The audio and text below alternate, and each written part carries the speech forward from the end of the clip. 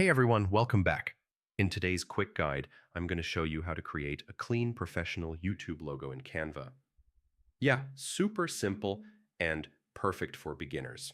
So let's jump right into it. First, head over to Canva and open a brand new design. Search for logo in the top search bar.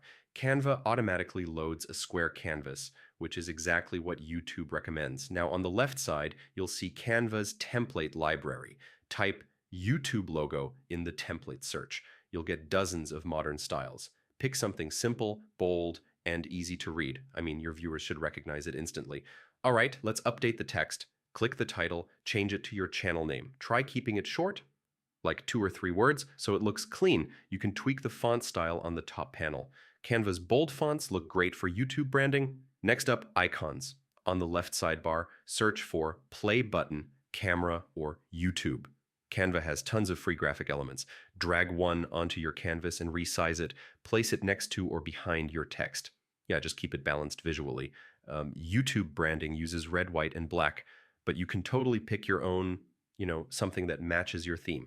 Click any element and change the color from the top toolbar. Try using only 2 or 3 colors so the logo feels consistent.